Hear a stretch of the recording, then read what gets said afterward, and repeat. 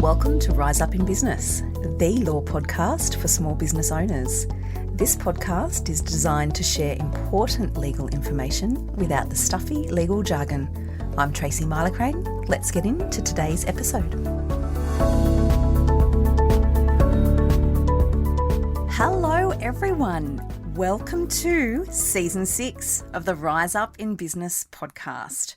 I'm so happy to be diving into this new season of the podcast, which is all centered around your questions answered. So in this season of the podcast, I'm diving in and I'm going to share with you solo episodes and episodes with guests where I'm addressing questions that I get asked a lot, advice that I give repeatedly, guidance that I give repeatedly. So I know how topical it is and I know how much value there is, because you know what?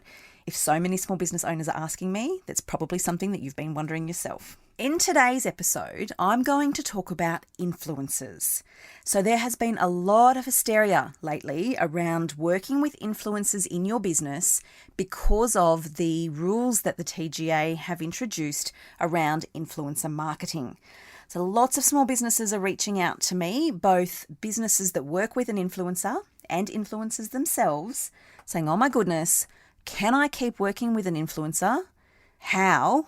And secondly, what if I've worked with one previously and I've got social media posts from them? Do I have to take them down? So I'm going to just distill some of this today because it really isn't as overwhelming as what the media are making out, and we don't need to have the hysteria and the panic.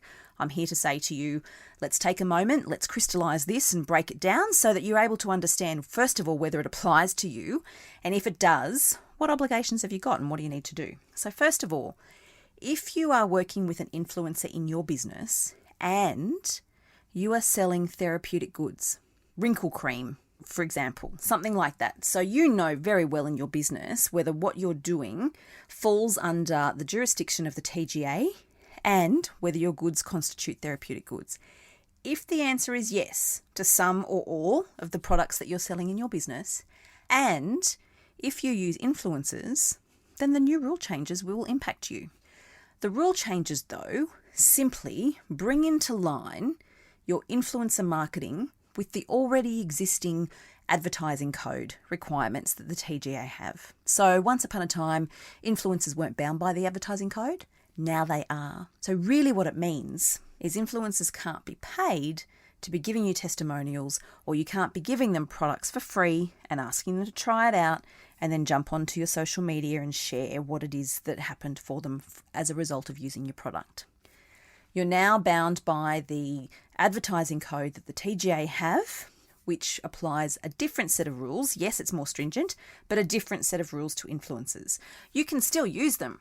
It's just they're now bound by the advertising code. That's okay. You just need to be crystal clear on what that code is and how it applies to you, depending on the type of products and goods that you have.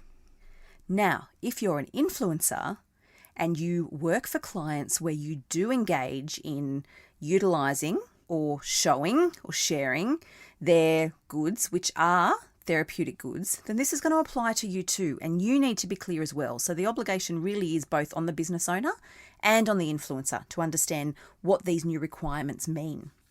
It just simply won't be enough to say I didn't know, or I thought it was the influencer's responsibility, or the business should have taken care of that. You both need to know what your obligations are and be crystal clear on that so that you don't get into trouble. The penalties are very, very, very significant. So really, you don't want to get into trouble here. If you're an influencer, you need to be crystal clear on what it is your client is asking you to do. If there is a good or a product that's involved, which is a therapeutic good, then you need to be clear that what you're being asked to do and what you can do does not breach the TGA's advertising code. You're now bound by that. You can't give testimonials now where you're paid to give a testimonial or you're given products for free. You can't give testimonials. That's prohibited under the advertising code. It once wasn't, it now is. That's a big change. If you already have existing contracts in place, and this is a question that's come up a couple of times from influencers who have reached out to me, if you have a contract with a client that's in place, so it's already existing before these rules came into effect, and you were required to do posts and social media posts and provide testimonials and feedback on products that you were using that are therapeutic goods, the question is, what do I do? I've already got a contract, but now these rules have changed. The answer is the law comes first. So if there is a contract in place, but now the law has changed, you can't contract out of the law, which means you can't continue on under the contract in breach of the new rules, even if there was a contract in existence. You hear me say a lot, if you listen to me, you can't contract out of the law. This is a classic case of that.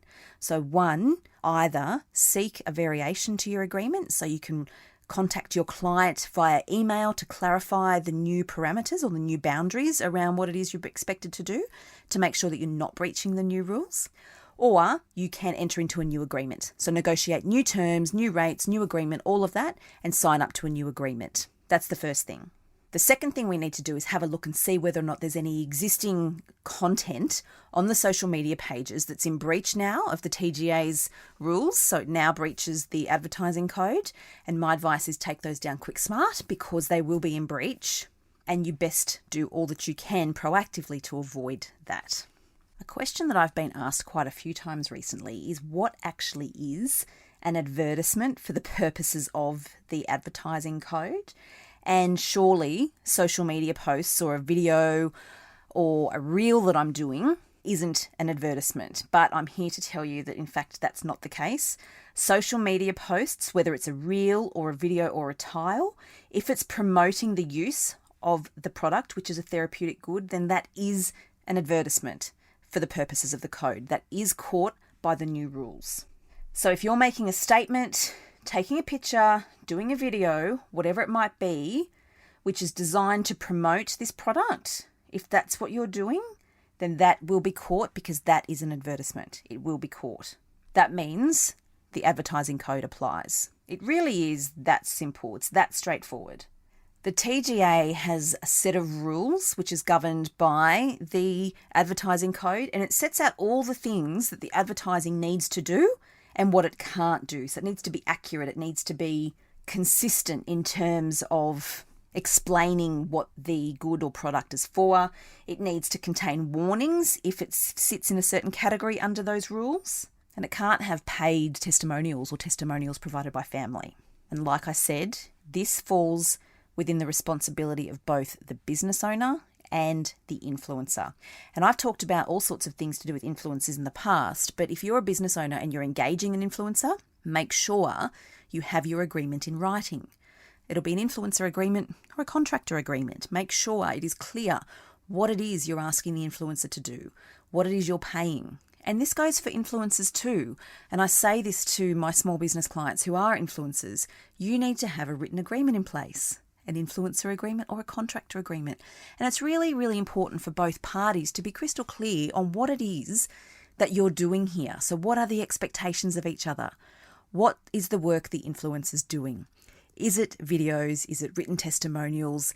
If they're posting to social media for you on their page, how many posts are they expected to post? How long are those posts expected to remain live? How many times do those posts need to be shared and over what period?